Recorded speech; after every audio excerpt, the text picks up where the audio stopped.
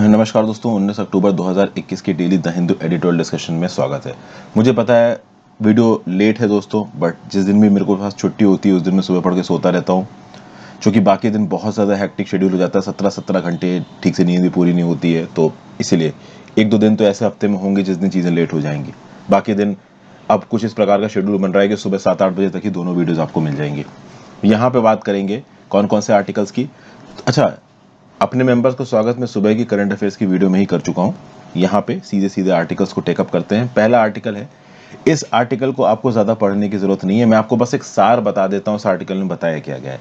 पहली बात तो इसमें बताया गया कि Nobel peace prize for physics किसको किसको मिला है और इकोनॉमिक्स का नोबेल पीस प्राइज किसको किसको मिला है, और उसके बाद फिजिशियंस और इकोनॉमिस्ट ने किस प्रकार से अपनी थ्योरी को और थेसिस को आगे लेके गए उसके बारे में बताया गया है। और इसका एग्जाम्पल उन्होंने किस प्रकार से दिया है, तो 1987 में एक्चुअली में एक मीटिंग हुई थी। ये जो मीटिंग हुई थी ये हुई थी सांता फी इंस्टीट्यूट में, और इस इंस्टीट्यूट में जो इकोनॉमिक्स में नोबेल प्राइज जीतने वाले लोग थे और जो फिजिक्स में नोबेल प्राइज जीतने वाले लोग थे, ये दोनों लोग आए थे। इन्होंने आपस में बैठ के एक दूसरे के साथ डिस्कशंस किए थे और बताया गया है कि जिस मोडस ऑपरेंडी के साथ फिजिक्स आज की डेट में काम करती, इकोनॉमिक्स उससे बहुत पीछे है। इस प्रकार से आप देख सकते हो कि ये बोला गया है कि जो इकोनॉमिस्ट होते हैं वो बहुत ज़्यादा सीवियर मैथमेटिकल मॉडल्स के थ्रू चीज़ों को सॉर्ट आउट करने की कोशिश करते हैं, लॉजिक पे थोड़ा कम जाते हैं, फिजिसिस्ट लॉजिक पे थोड़ा ज़्यादा जाते हैं, ऑटोमेटिकली उसमें साइंस भी इन्वॉल्व है। तो कुल मिला के इन्होंने फिजिक्स और इकोनॉमिक्स में जो भी थ्योरी और जो भी थीसिस आज तक हो रखी है उसके ऊपर एक बहस ही की है, और यहाँ पे बताया है कि फिजिक्स बहुत ज़्यादा आगे है, इकोनॉमिक्स उससे थोड़ा पीछे रह गई है। बस यही सब इस आर्टिकल में बताया गया। इतना डिटेल्ड साइंटिफिक आर्टिकल आपके लिए काम का वैसे भी नहीं है। इसमें काम का आपके लिए क्या है, तो भाई इकोनॉमिक्स और फिजिक्स में नोबेल पीस प्राइज जीता किसने। तो जो नोबेल प्राइज फॉर इकोनॉमिक्स है, जिसको आप the Sveriges Riksbank Prize in Economic Sciences भी बोलते हैं, ये दिया गया है डेविड कार्ड को, ठीक है। और आधा डेविड कार्ड को दिया गया है, आधा दिया गया है आपका जोजुआ डी एंग्लिस्ट और ग्यूडो डब्लो एम्बेंस को। ओके, इन्होंने क्या किया ये मैं आपको पहले बता चुका हूँ। उसके अलावा ये जो फिजिक्स का नोबेल प्राइज है ये किसको दिया गया है, तो आधा दिया गया है जॉइंटली सिक्यूरो मनाबे और क्लॉज हेसलमैन को, और बाकी बचा जो आधा है वो जियोर्जियो परीसी को दिया गया है। तो किस लिए दिया जा रहा है यहाँ पे ये नोबेल पीस प्राइज, फिजिक्स में और इकोनॉमिक्स में ये पता होना चाहिए, किसको दिया जा रहा है ये पता होना चाहिए। ये सब मैं पहले ही करंट अफेयर्स में डिस्कस कर चुका हूँ, सो दैट्स वाई मैं बहुत ज़्यादा डिटेल में बात नहीं कर रहा हूँ यहाँ पे। एक जो ज़बरदस्त न्यूज़ है आज की, मैं बोलूँगा सनसनीखेज भी है और नॉलेजफुल भी है, वो है पाकिस्तान का ये जो न्यूक्लियर साइंटिस्ट था AK खान के बारे में। इसके ऊपर मैं एक अलग वीडियो बनाऊंगा, आज ही वो वीडियो आपको मिल जाएगी इस वीडियो के बाद। काफ़ी अच्छी वीडियो होगी, इस वीडियो को ज़्यादा से ज़रूर देख लेना।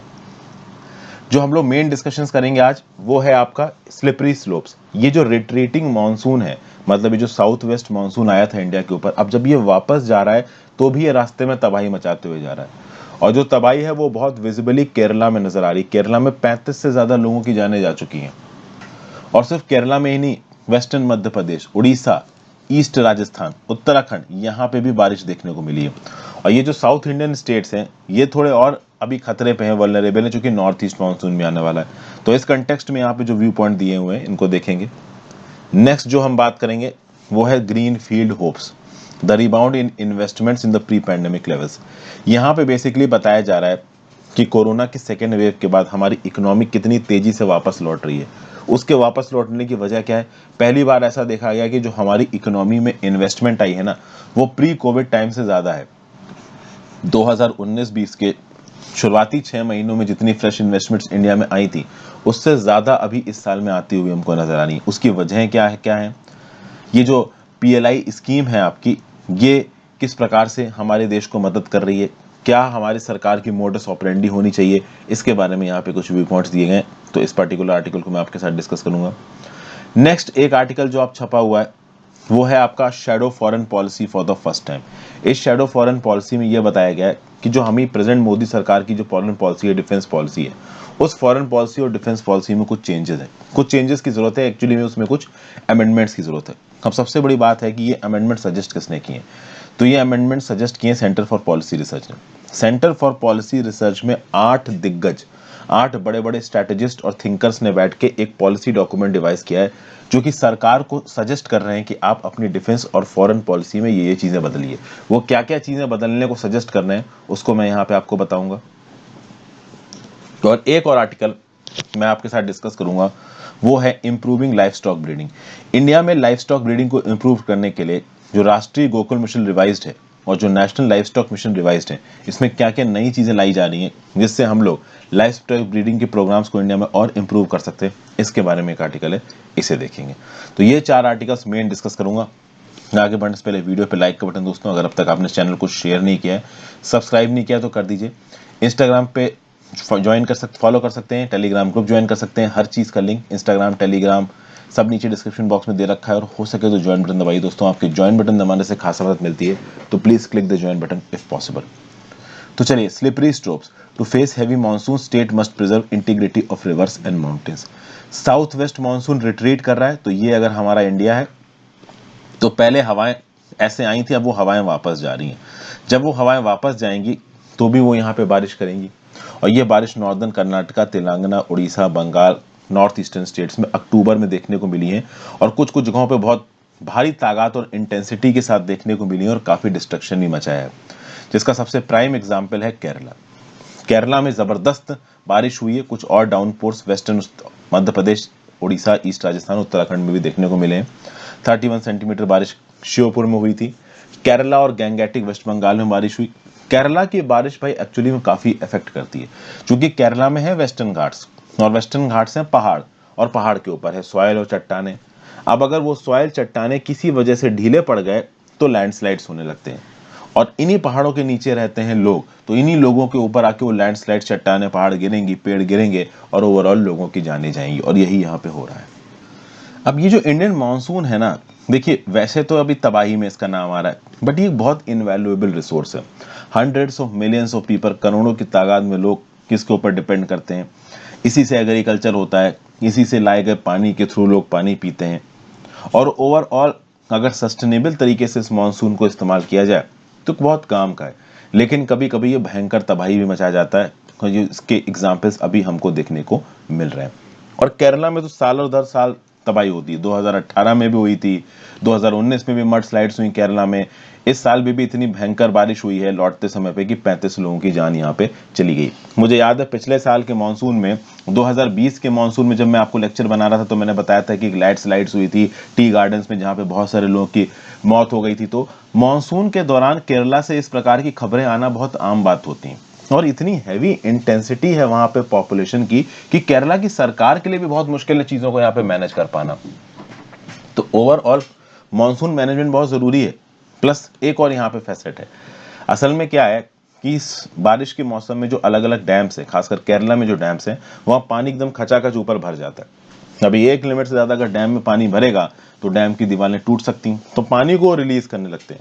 अब जब पानी को रिलीज करने लगते हैं तो डाउन स्ट्रीम इलाकों में होने लगती है फ्लडिंग, वो भी यहाँ पे अवॉइड करने की जरूरत है। लगभग 3 साल पहले एक ऐसी फ्लडिंग केरला में देखने को मिली थी, इदुक्की डिस्ट्रिक्ट में। ओके, और अभी 20 अक्टूबर के बाद ऐसा बोला जा रहा है कि केरला में और बारिश होगी। तो इस कंटेक्स्ट में एडवांस में रेडी रहना बहुत जरूरी है, लेकिन रेडी रहने के लिए प्लानिंग पहले से करी गई नहीं है। एकदम से चीज सामने आती है, हम लोग अरेंजमेंट्स कर नहीं पाते हैं, जान माल का नुकसान हमको देखने को मिलता है। तो एनुअल मानसून हमारे लिए जितना बून है, उतना ही कुछ लोगों के लिए खतरा बन जाता है, उनकी लाइफ के लिए, उनकी प्रॉपर्टी के लिए।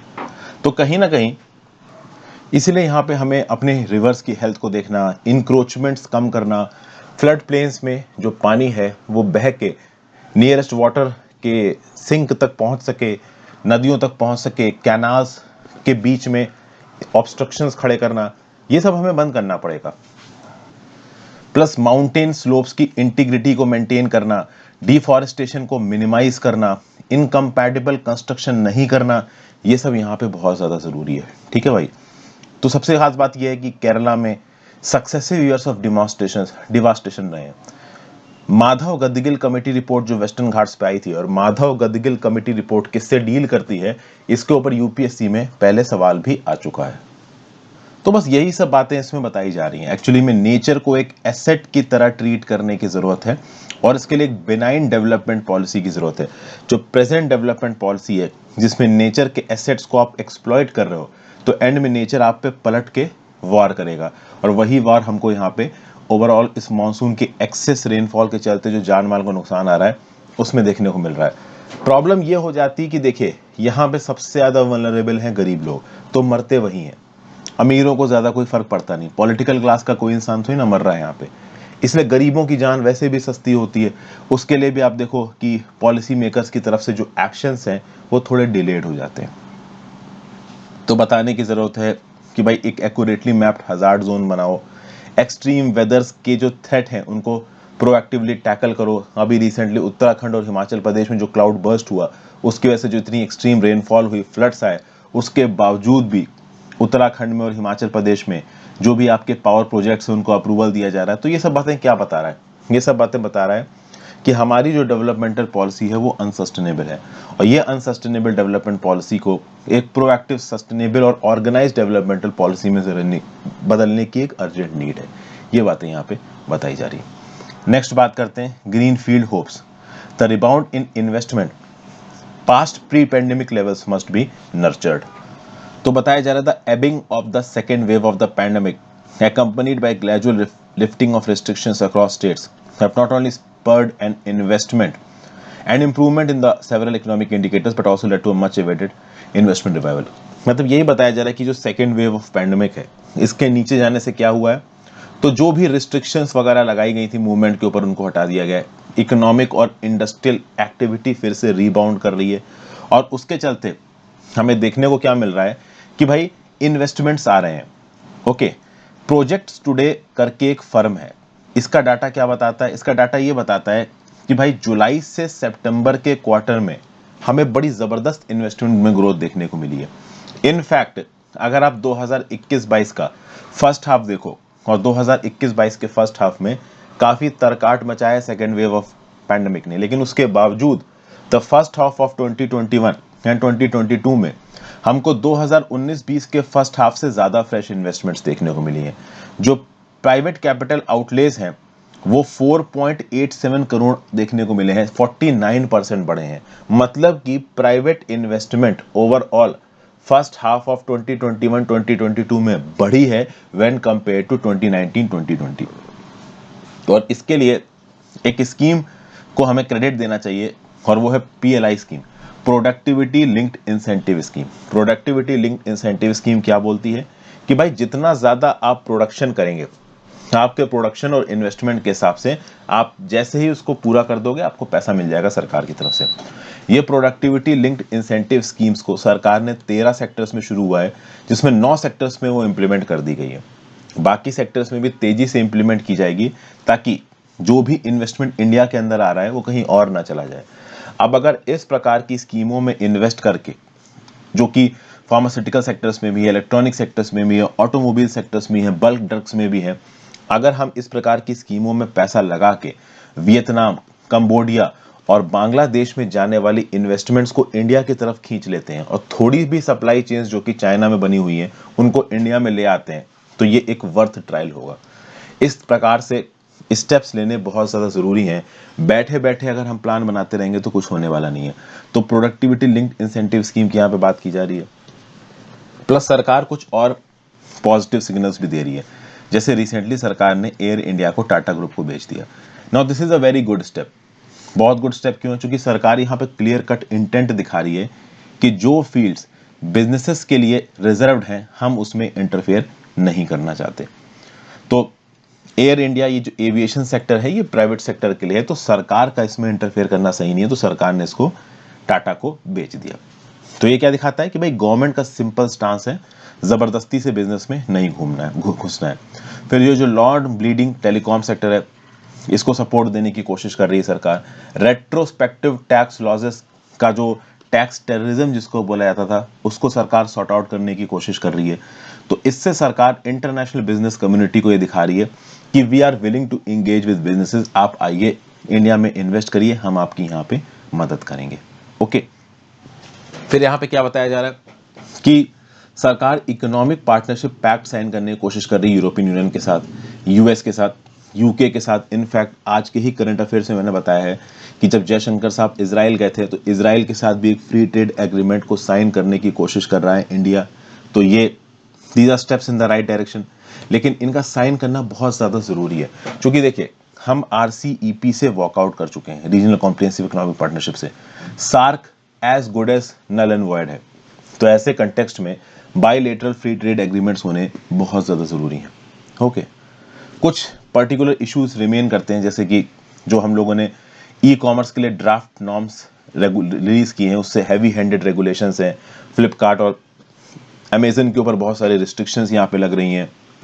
आगे आने वाले समय में इंडिया के सामने एक और बड़ा चैलेंज होने वाला है कि इन्वायरमेंट को बढ़ाएं, अच्छे सोशल और गवर्नेंस स्टैंडर्ड्स को लेके आएं, या फिर बिजनेसेस को प्रोलिफरेट करने दें।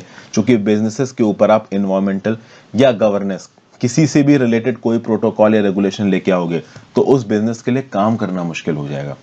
तो इस कंटेक्स्ट में आगे environmental priorities, social and governance priorities को बिजनेस के ऑटोनॉमी के साथ बैलेंस कर पाना ये मुश्किल काम होगा, क्योंकि बिजनेसेस ज़्यादा से ज़्यादा ऑटोनॉमी चाहते हैं और वो ऑटोनॉमी इन्वायरमेंट के अगेंस्ट ना चले जाए, ये सरकार का मोटिव है। तो देखते हैं सरकार इस प्रकार के चैलेंजेस को कैसे डील करती है। नेक्स्ट बात करेंगे हम लोग, ये आर्टिकल है इंप्रूविंग लाइफ स्टॉक ब्रीडिंग। जो revised schemes will enhance the productivity and traceability standards of Indian livestock. Indian life stock मतलब भेड़, बकरियां, गायें, भैंसें, चिकन, ये सब आपका लाइफ स्टॉक में आता है। ठीक है भाई। तो जो लाइफ स्टॉक ब्रीडिंग है इंडिया के अंदर वो बहुत हैविली अनऑर्गेनाइज्ड है। ओके, ना फॉरवर्ड इंटीग्रेशन है ना बैकवर्ड इंटीग्रेशन है। अब बोलोगे इसका क्या मतलब हुआ सर? इसका मतलब ये हुआ कि देखिए अभी दूध की सप्लाई है, तो दूध की सप्लाई के लिए क्या इस प्रकार का कोई मैकेनिज्म हमारे यहाँ पे अवेलेबल है कि जगह जगह पे गोट के बाड़े हैं, भैंस के बाड़े हैं, गाय के बाड़े हैं, वो गाय के भैंस के बाड़ों को अपना सारा का सारा दूध एक सेंट्रलाइज्ड आप कह सकते हो मिल्क प्रोसेसिंग फैक्ट्री को देना है। ये मिल्क प्रोसेसिंग फैक्ट्री हर बाड़े को बोलेगा कि तुम इतना दूध दो, इतना दूध लेके आओ, प्रॉपर कॉन्ट्रैक्ट सेटअप होंगे। इस प्रकार का कुछ भी नहीं होता है, समझ गए?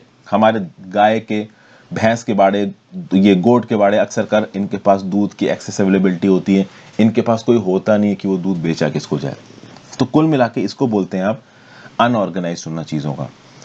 कौन सी चीज़ कितनी प्रोड्यूस करनी है और प्रोड्यूस होने के बाद कैसे उसको मार्केट तक पहुंचाना है और उसको पैदा करने के लिए जो ओवरऑल इनपुट सप्लाईज हैं, ये सब अगर प्रॉपर तरीके से सेंट्रलाइज तरीके से मैनेज्ड हो तो इसको बोला जाता है ऑर्गेनाइज्ड। बट ये सब कुछ इंडिया में अनऑर्गेनाइज्ड है। ठीक है, इसलिए आप देखोगे कि लाइफ स्टॉक फार्मर्स को अक्सर कर नुकसान होता है। लाइफ स्टॉक फार्मर, अगर कोई फार्मर बहुत सारी भैंस और गाय को खरीद के ओवरऑल दूध वगैरह पैदा कर रहा है, डेयरी के प्रोडक्ट्स पैदा कर रहा है, तो हो सकता है उसके डेयरी के प्रोडक्ट्स ना बिके तो वो घाटे में चला जाएगा। समझ गए? इंडिया में लगभग 20 crore Indians life stock farming involve है और लगभग 10 करोड़ डेयरी फार्मर्स हैं। ओके, हमारे यहाँ पे 80% जो गाय भैंसे हैं उनकी प्रोडक्टिविटी कम है और उनको स्मॉल और मार्जिनल फार्मर्स रियर करते हैं, तो उनको प्रोडक्टिव बनाने के लिए इन स्मॉल और मार्जिनल फार्मर्स के पास पैसे भी नहीं होते। इसीलिए 2014 में राष्ट्रीय गोकुल मिशन लॉन्च किया गया था सरकार के द्वारा, ताकि जेनेटिक अपग्रेडेशन किया जा सके बोवाइन पॉपुलेशन का, आर्टिफिशियल इंसेमिनेशन के थ्रू, सेक्स सॉर्टेड सेमेन के थ्रू, इन विट्रो फर्टिलाइजेशन के थ्रू। लेकिन ये जो राष्ट्रीय गोकुल मिशन है ये उतना सक्सेसफुल नहीं हो पाया। इसीलिए यहाँ पे एक रिवाइज्ड वर्जन रिलीज किया गया राष्ट्रीय गोकुल मिशन का और नेशनल लाइफ स्टॉक मिशन का। और इन रिवैम्प्ड राष्ट्रीय गोकुल मिशन और नेशनल लाइफ स्टॉक मिशन में क्या करने की कोशिश की जा रही है? तो भाई फोकस है एंटरप्रेन्योरशिप डेवलपमेंट पे, ब्रीड इंप्रूवमेंट पे। कहाँ कहाँ पे? कैटल में, बफेलो में, पोल्ट्री में, शीप में, गोट में, पिगरी में, ताकि इंसेंटिव्स प्रोवाइड किए जा सकें इंडिविजुअल एंटरप्रेन्योर्स को, फार्मर प्रोड्यूसर्स ऑर्गेनाइजेशन को, फार्मर कोऑपरेटिव्स को, जॉइंट लायबिलिटी ग्रुप्स को, सेल्फ हेल्प ग्रुप्स को, सेक्शन 8 कंपनीज को एंटरप्रेन्योरशिप डेवलपमेंट के लिए, और स्टेट गवर्नमेंट्स को ब्रीड इंप्रूवमेंट इंफ्रास्ट्रक्चर के लिए। यहाँ पे आप देखोगे ये जो ब्रीड मल्टीप्लिकेशन फार्म कंपोनेंट है राष्ट्रीय गोकुल मिशन का, ये क्या करेगा? It is going to provide capital subsidy up to 2 crore. तो राष्ट्रीय गोकुल मिशन के अंदर एक ब्रीड मल्टीप्लिकेशन फार्म कंपोनेंट है, ये 2 करोड़ रुपया प्रोवाइड करेगा किसको? फार्मर्स को, ताकि वो एक पूरा का पूरा ब्रीडिंग फार्म स्टैब्लिश कर सकें। इस ब्रीडिंग फार्म में 200 गाय भैंसे होंगी, जिनको ब्रीड किया जाएगा लेटेस्ट ब्रीडिंग टेक्नोलॉजी की मदद से। और जो एंटरप्रेन्योर होगा जो कि इस फार्म को सेटअप करेगा, he will be responsible for the arrangement के लिए रिस्पॉन्सिबल होगा। प्लस वो क्या करेगा, उसको मदद मिलेगी to sell at least 116 elite female cows every year. अब समझिए, 200 मिल्च काउस बफेलोस को इस फार्म के अंदर वो पर्टिकुलर किसान या एंटरप्रेन्योर डेवलप करेगा। उसके लिए 2 करोड़ तक रुपया उसको राष्ट्रीय गोकुल मिशन के अंदर मिलेगा। सब कुछ सही रहा तो कम से कम 116 एलीट मिल्क काव्स वो बेचेगा, तो इससे वो पैसा कमाएगा। प्लस जितनी काव्स उसके पास हैं जो दूध दे रही हैं, उससे प्रतिदिन आप कह सकते हो कि 15 किलो मिल्क वो बेचेगा। और ऐसे 180 एनिमल्स पहले साल में उसके पास मिल्क दे रहे होंगे। तो पहले ही साल में जो उसका 2 करोड़ रुपए का लोन है जो उसको मिला हुआ है, वो ब्रेक इवन कर लेगा। ब्रेक इवन मतलब कि धंधा सेटअप करने में उसको जितना पैसा लगा उतना ही पैसा वो ओवरऑल कमा के अपने उधार को चुकता कर देगा। इसको बोला जाता है ब्रेक इवन। समझ गए? और ये जो ब्रीड मल्टीप्लिकेशन फार्म है, इससे ऐसा बोला जा रहा है कि 1 लाख फार्मर्स को नौकरियां मिल सकती हैं। इसका मतलब ये नहीं है कि 1 लाख फार्मर अपना फार्म खोल के बैठेंगे, नहीं। अगर कोई एक ऐसा फार्म खोलता है, कोई एंटरप्रेन्योर सामने आके 200 गांव या भैंसों का बाड़ा खोलता है, तो वहां पे एक आदमी तो ना सब कुछ करेगा, वहां पे 5-6 कम से कम 10 और लोगों को नौकरियां मिलेंगी। तो ऐसे 1 लाख फार्मर्स यहाँ पे एम्प्लॉयड होंगे, ऐसा यहाँ पे बोला जा रहा है। उसके आगे देखिए क्या कहा जा रहा है कि ओवरऑल ग्रास रूट इनिशिएटिव्स को कुछ और वेब एप्लीकेशंस के थ्रू आगे बढ़ाया जाएगा। जैसे एक वेब एप्लीकेशन बनाई जाएगी ई गोपाल। ये e Gopala web application real time information provide करेगी लाइफ स्टॉक फार्मर्स को on the availability of disease free germplasm in centres veterinary cares. तो रेलिवेंट सेंटर्स में, वेटनरी केयर्स में disease free germplasm provide किया जाएगा। ई गोपाल में real time information provide की जाएगी।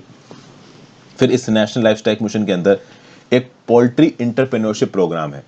ये पोल्ट्री इंटरप्रेन्योरशिप प्रोग्राम एक चिकन से रिलेटेड फार्म को बनाने के लिए 25 लाख रुपए का लोन देगा, जिसमें 1000 जो चिकन्स हैं उनको पाला जाएगा। इन चिकन्स के 500 डेली एग्स आएंगे, उनसे नए चिकन्स की ग्रोथ होगी। ऑब्वियस सी बात है, यहाँ पे एग्स बेचे जाएंगे, जो नए चिकन्स हैं उनको लोग खाते हैं, उनको बेचा जाएगा। तो उससे आगे आने वाले समय में जो फार्मर्स हैं पैसा कमा सकते हैं। और ये पूरा का पूरा ये जो चिकन वाला बिजनेस है, इससे 14 लाख लोगों को यहाँ पे एम्प्लॉयमेंट दिया जा सकता है।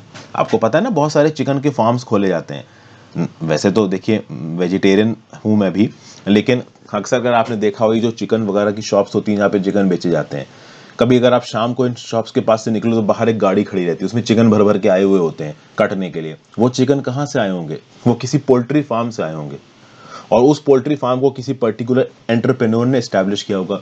तो ऐसे और एंटरप्रेन्योर्स बनाने के लिए 25 लाख तक की कैपिटल सब्सिडी मिलेगी सरकार की तरफ से नेशनल लाइफ स्टॉक मिशन के अंदर। और ओवरऑल ये प्रोग्राम एज प्लान गया तो टोटल 14 लाख नई जॉब्स क्रिएट की जा सकती हैं। फिर कुछ ऐसा ही शीप और गोट एंटरप्रेन्योरशिप में होगा। शीप और गोट एंटरप्रेन्योरशिप से रिलेटेड प्रोजेक्ट्स को लॉन्च करने के लिए 50 लाख रुपए तक की कैपिटल सब्सिडी मिलेगी नेशनल लाइफ स्टॉक मिशन के अंदर। ठीक है, तो 50% ऑफ द ओवरऑल बिजनेस और टोटल 50 लाख। तो मतलब मान लो 1 करोड़ का पूरा प्रोजेक्ट है तो 50 लाख तक मैक्सिमम उठा सकते हैं। भाई 1.5 करोड़ का प्रोजेक्ट है तो भी 50 लाख ही मैक्सिमम मिलेगा सरकार की तरफ से नेशनल लाइफ स्टॉक मिशन के अंदर। तो इसमें यहाँ पे एक एंटरप्रेन्योर एक ब्रीडर फार्म बना सकता है, और शीप और गोट से आप नाना प्रकार की चीजें कर सकते हैं। गोट का मिल्क बेच सकते हैं, शीप का मिल्क बेच सकते हैं, शीप का जो वूल होता है उससे रियर करके आप मार्केट में फाइबर वगैरह बना सकते हैं। और उसके बाद फिर गोट खाते भी हैं लोग, तो वो बेच के भी आप पैसा कमा सकते हो। तो ये कुछ अलग अलग तरीके हैं जिससे यहाँ पे फार्मर्स पैसा कमा सकते हैं। एक एंटरप्रेन्योर नेट प्रॉफिट 33 लाख रुपए का कमा सकता है साल तक में, ऐसा पोटेंशियल है इस प्रकार के प्लान्स का। ओके, फिर पिग्स से रिलेटेड जो रेयरिंग होती है उसके लिए नेशनल लाइफ स्टॉक मिशन के अंदर 30 लाख रुपया दिया जाएगा। 50% कैपिटल सब्सिडी या 30 लाख। तो अगर 60 लाख का प्रोजेक्ट है तो 50% मैक्सिमम कैपिटल सब्सिडी मतलब 30 लाख दी जा सकता है। अगर 1 करोड़ का प्रोजेक्ट है तो भी जो मैक्सिमम पैसा आपको उधार पे दिया जाएगा वो 30 लाख रुपए होगा। ठीक है, ये सब बातें बताई जा रही। तो हर एंटरप्रेन्योर को ब्रीडर फार्म्स का इस्टेब्लिशमेंट के लिए मदद की जाएगी। ठीक है, 10 बोर्ड्स, 100 सोर्स, 2400 पिगलेट्स यहाँ पे प्रोड्यूस होंगे। इन पिगलेट्स को बेच के फिर आप पैसा कमा सकते हो। इससे 16 महीने के बाद 1.37 लाख करोड़ का फायदा हो सकता है उस पर्टिकुलर इंडिविजुअल एंटरप्रेन्योर को जिसने पिगलेट से रिलेटेड फॉर्म खोला है। तो ये सब कुछ अलग अलग आप कह सकते हो कि कैपिटल सब्सिडी एलिमेंट्स बताए गए हैं नेशनल लाइफ स्टॉक मिशन के। तो नेशनल लाइफ स्टॉक मिशन में सबसे पहले अगर आप ब्रीड, आपको लिखना क्या है अपने नोट्स में, अब आपने नोट्स में देखो इनकॉर्पोरेट कर लो क्या क्या। ब्रीड मल्टीप्लिकेशन फार्म कंपोनेंट है जो राष्ट्रीय गोकुल मिशन का, उसमें 200 मिल्च काउस बफेलो तक का बाड़ा खोलने के लिए 2 करोड़ तक का पैसा दिया जा सकता है, किसके द्वारा, सरकार के द्वारा, और इससे 1 लाख जॉब पैदा होंगी, ऐसा यहाँ पे बताया गया।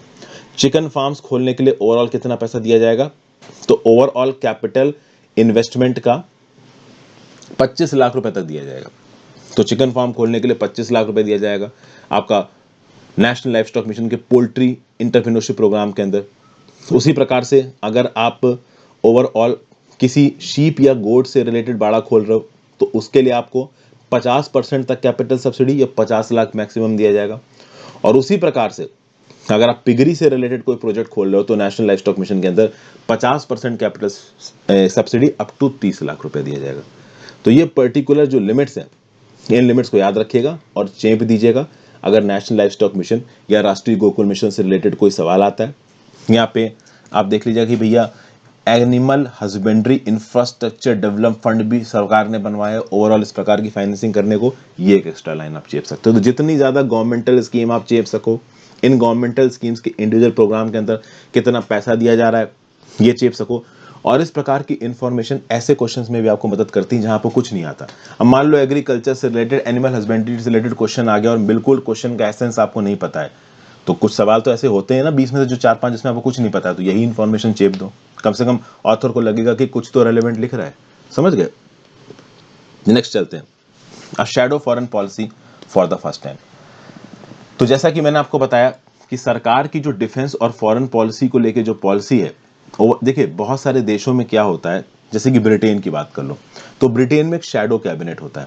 शैडो कैबिनेट का मतलब क्या हो गया कि देखिए जैसे हमारे यहाँ पे कैबिनेट है तो हमारे जो आपके डिफेंस मिनिस्टर है राजनाथ सिंह साहब, हमारे होम मिनिस्टर है अमित शाह साहब, फॉरेन मिनिस्टर है जयशंकर साहब, इस प्रकार के और बहुत से पोर्टफोलियो के अलग अलग मिनिस्टर्स हैं, मोदी जी तो हैं। अब इनकी अपनी एक डिफेंस पॉलिसी और फॉरेन पॉलिसी। इसी के पैरेलल मान लो हमारी जो अपोजिशन है जिसमें राहुल गांधी हेड पे हैं, उन्होंने अपने अपने कुछ कैबिनेट बना लिए, तो जयराम रमेश को कुछ दे दिया गया, पी चिदम्बरम को कुछ दे दिया गया, और इन्होंने अपनी फॉरेन पॉलिसी बना ली। कल की डेट में मान लो बीजेपी की सरकार गिर जाती है और कांग्रेस की सरकार बनती है तो ऑलरेडी शैडो कैबिनेट ने पहले से ही एक फॉरेन पॉलिसी, डिफेंस पॉलिसी बना रखी है जिसको इंप्लीमेंट कर दिया जाएगा। अब ये सिस्टम ब्रिटेन में होता है, इंडिया में नहीं होता। इंडिया में जो हमारा अपोजिशन है वो एनजीओ और थिंक टैंक को डिप्लॉय करके कुछ फॉरेन पॉलिसी आइडियाज को डिवाइस करने की कोशिश करता है, और जब उनकी सरकार आ गई और फॉरेन पॉलिसी का आइडिया अच्छा है तो उसको इंप्लीमेंट कर दिया जाएगा। लेकिन इंडिया के अंदर ओवरऑल जो इस प्रकार के ग्रुप्स होते हैं, जैसे कि फॉर एग्जांपल यहाँ पे एक ग्रुप का नाम दिया गया है सेंटर फॉर पॉलिसी रिसर्च।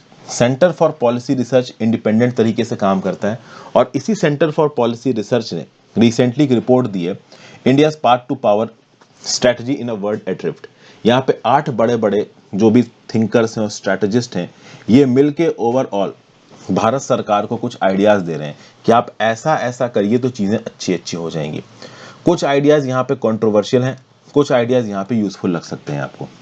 पहला आइडिया जो ये दे रहे हैं वो ये बोल रहे हैं कि भाई भारत सरकार की जो डोमेस्टिक पॉलिसीज हैं उसने भारत सरकार की फॉरेन पॉलिसीज को अफेक्ट किया।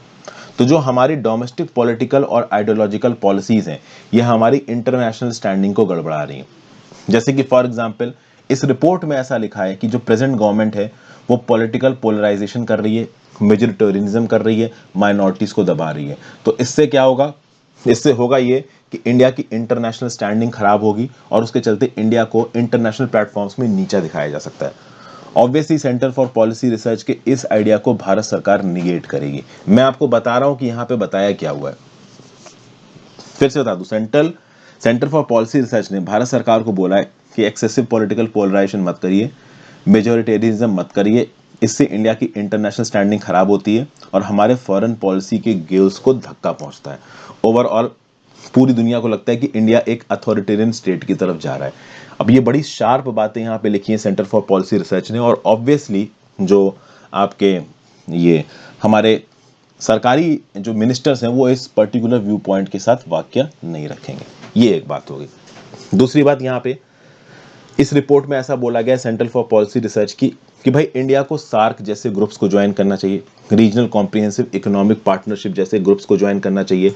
इस प्रकार के ग्रुप्स को छोड़ना सही नहीं है, ठीक है। एशिया पैसिफिक इकोनॉमिक कोऑपरेशन का मेंबर इंडिया बहुत लंबे समय से बनना चाह रहा है, तो इसमें हमें मेंबर बनने की कोशिश लगातार करते रहनी चाहिए, ऐसा इस रिपोर्ट में बताया जा रहा है। हालांकि देखिए, भले ही सेंटर फॉर पॉलिसी रिसर्च ने बोल दिया कि आरसीईपी के मेंबर बन जाओ, सार्क के मेंबर बन जाओ, लेकिन जब ग्राउंड लेवल पे आप पॉलिटिक्स करने जाते हो तो सार्क नल एंड वॉइड है। मोदी सरकार जब पावर में आई थी, बहुत कोशिश की थी उसने पाकिस्तान के साथ रिश्ते अच्छे करने की, लेकिन क्या रिश्ते अच्छे हुए? तो एंड में अब सार्क बिल्कुल भी डिफेक्टिव हो चुका है, उसको ग्राउंड लेवल पे यूजफुल बना पाना बहुत मुश्किल है।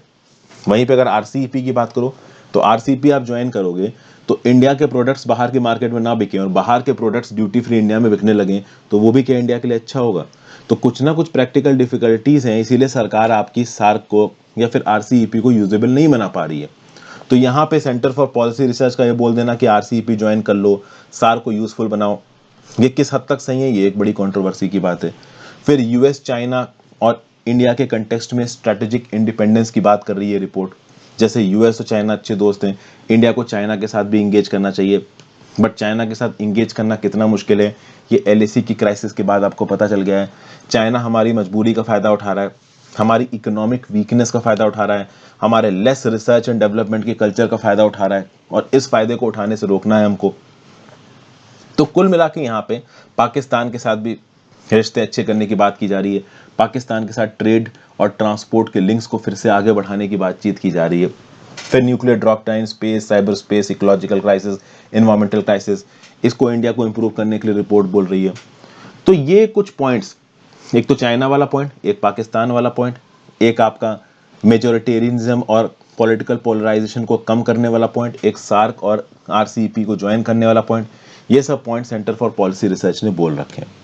टेक्निकली देखा जाए तो हर पॉइंट को प्रेजेंट सरकार ने इंप्लीमेंट करने की कोशिश की है। जब प्रेजेंट सरकार को लगा कि ये इंप्लीमेंट नहीं हो पा रहे हैं, तभी सरकार उनके ऊपर से हटी है। ओके, तो ये सब बातें हैं यहाँ पे। अब कुछ लोग हो सकता है कि सेंटर फॉर पॉलिसी रिसर्च वाले व्यू पॉइंट से वाक्य रखें, कुछ लोग को लगता है कि प्रेजेंट सरकार जो कर रही है वो ज़्यादा सही है। देखिए, सार्क को एक यूजेबल आइडिया बना पाना, अगर आप मेरी पर्सनल राय पूछो, पॉसिबल नहीं है। सार्क में पाकिस्तान है और इंडिया पाकिस्तान के साथ यूजफुली इंगेज कर सके, बहुत मुश्किल है। कई बार हमारी पीठ में छुरा पहुंचा जा चुका है, चाहे वो कारगिल वॉर हो, जिसके कुछ महीने पहले अटल बिहारी वाजपेयी शांति का संदेश लेके गए थे पाकिस्तान, और उसके बाद पीठ में हमारे छुरा भोंका गया। देखिए, पाकिस्तान के साथ आप कहीं पे भी पॉजिटिवली इंगेज करोगे ना, पीठ में छुरा ही भोंका जाएगा। और सेम गोज फॉर चाइना। तो पाकिस्तान के साथ किसी भी प्लेटफॉर्म पे साइमल्टेनियसली इंगेज करना बहुत मुश्किल है। चाइना के ऊपर एक लेवल से ज़्यादा डिपेंडेंस रखना बहुत ज़्यादा मुश्किल है।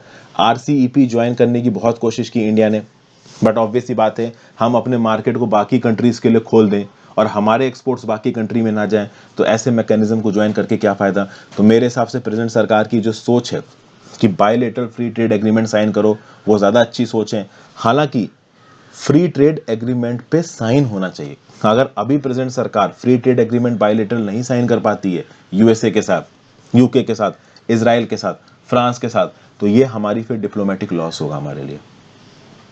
तो ये कुछ पॉइंट्स हैं। आप मुझे नीचे कमेंट बॉक्स में बताओ कि आप सेंटर फॉर पॉलिसी रिसर्च के आइडियाज के साथ वाकया रखते हो या फिर भारत सरकार प्रेजेंटली जो कर रही हो उसके साथ वाकया रखते हो। मैं आपके व्यू पॉइंट नीचे कमेंट बॉक्स में जानना चाहूंगा।